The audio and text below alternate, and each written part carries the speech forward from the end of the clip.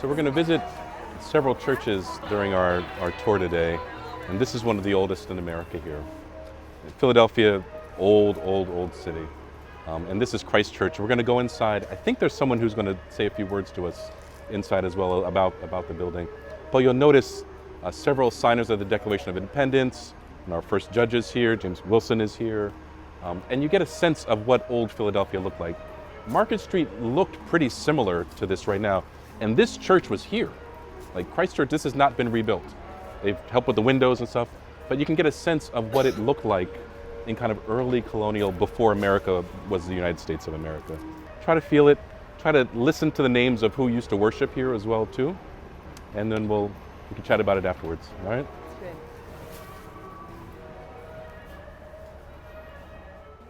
So welcome. Christ Church was established in 1695. It was the Church of England operating in a Quaker colony that William Penn established, and he said, "We Quakers believe that all people are created equal in the eyes of God, and you should be able to practice whatever faith you choose." There were 24 religions registered in colonial Pennsylvania.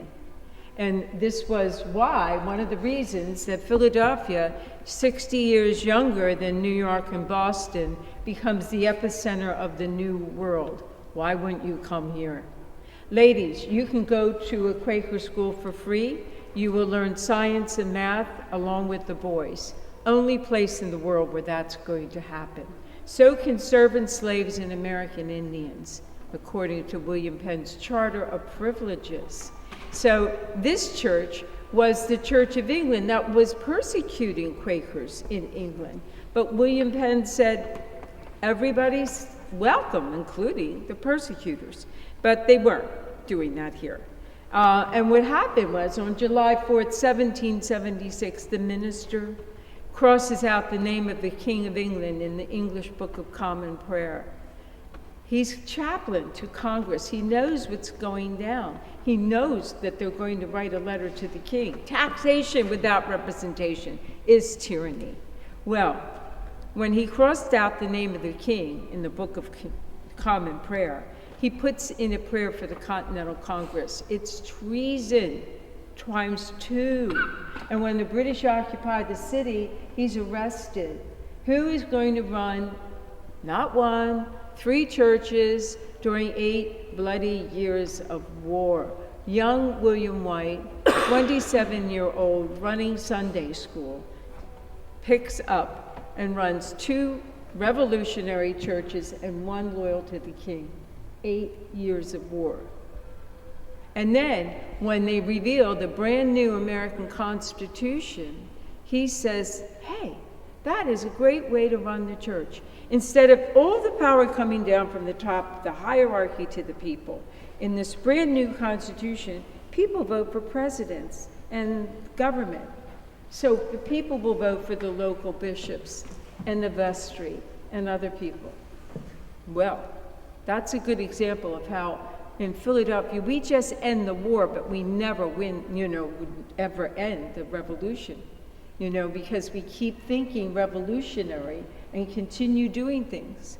We ordained the first black minister in America, Absalom Jones. How about 1804? And he had been a slave of a vestryman.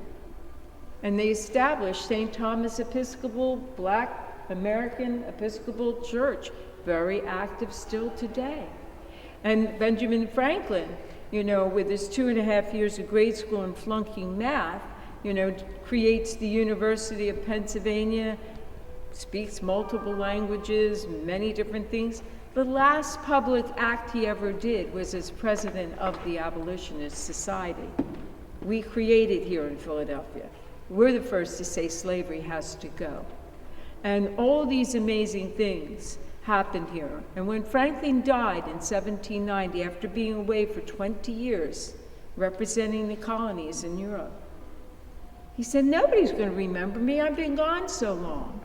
20,000 people showed up here for his funeral in between the printing of the newspapers by word of mouth. He was the first rock star. And the procession to the burial ground was led by the highest ranking ministers of all the churches, linked arm in arm in a show of love, respect, and solidarity. So do you think they were hypocrites? Or do you think they knew the real Ben Franklin?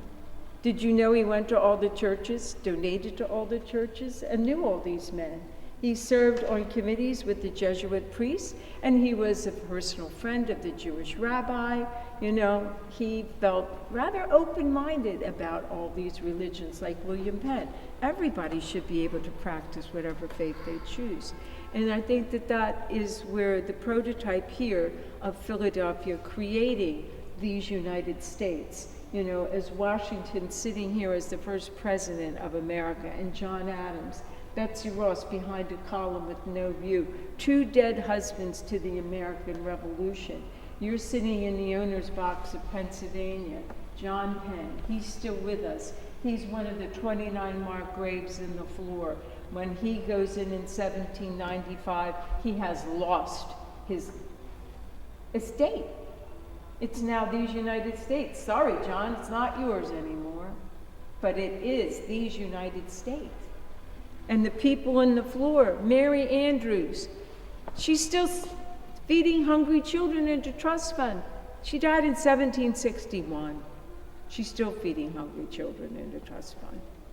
You know, so these are some of the remarkable people who sat in the pews, and it's a continuum. So when we ring the bells tomorrow for church services, those bells rang along with the Liberty Bell, July 8, 1776, and they will ring tomorrow, you know, and you are sitting in the same pews where our founding fathers sat, and they invented America. And you, sir, you are the 12th generation of America, and you're the future of the world. So you need to think about it, because it's not always easy to stand up for what is right and the values and the truths. You have to do that because you are of that 1 percentile, so go for it. Okay? All right, well, go enjoy and have a wonderful time here in Philadelphia, and thank you. Thank you very much. Thank you. Why don't we meet out in the courtyard whenever he's ready? Take your time.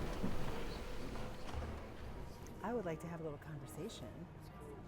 I was thinking about maybe talking a little bit about what's the meta narrative that she told us.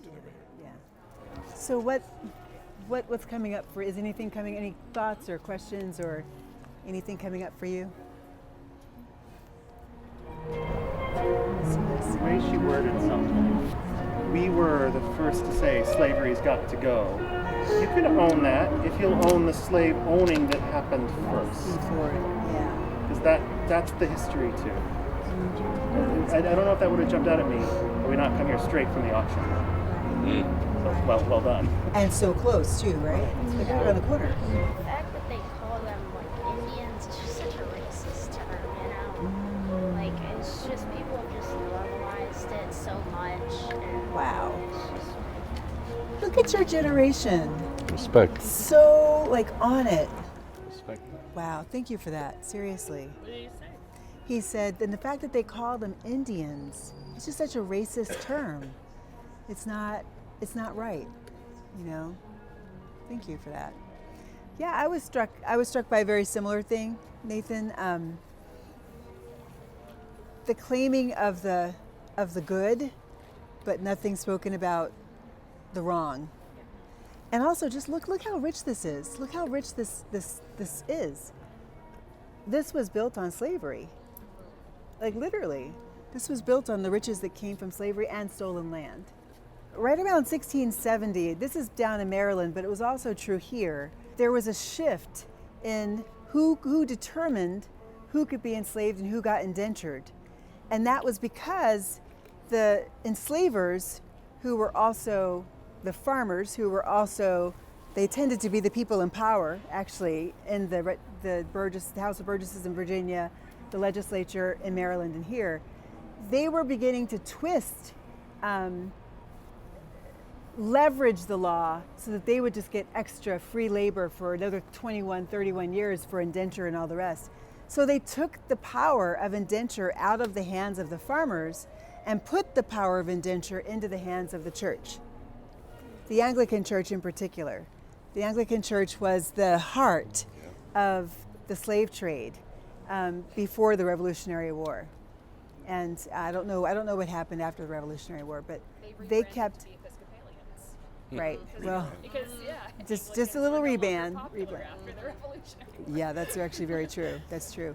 But that's the bottom line, is that the church was the holders, the keepers of the keys of freedom. And people didn't go free.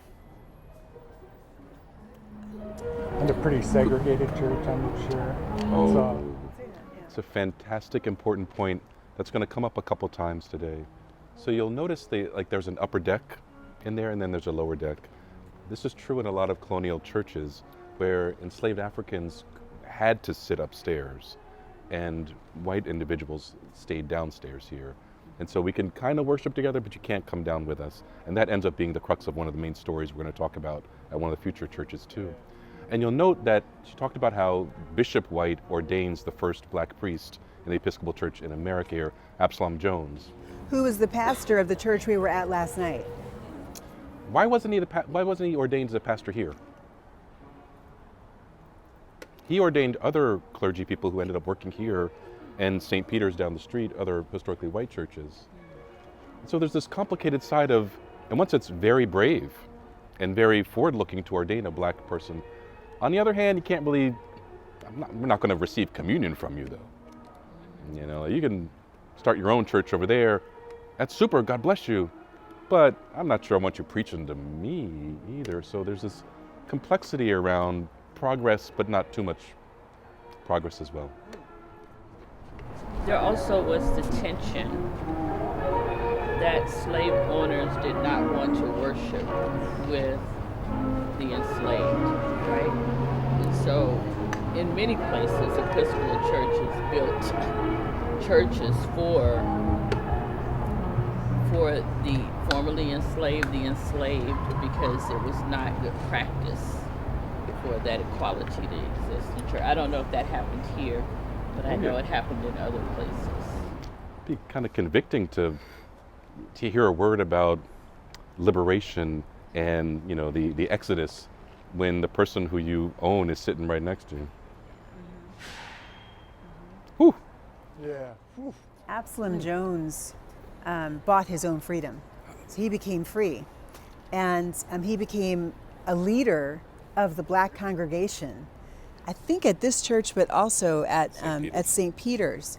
And that congregation, the black congregation, far outnumbered the white congregation. So it actually became intimidating. And remember what we talked about numbers, demographic shift. The numbers shift really kind of made those folks nervous, and that's one of the factors that led to one of the things we're going to talk about later. Yeah. There was a name mentioned in here.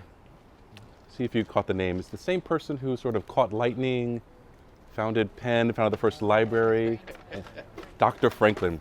We're going to walk and we're going to stop in front of Ben Franklin's house, which the frame of it is still there, and we got a couple other stops along the way. All right? Okay.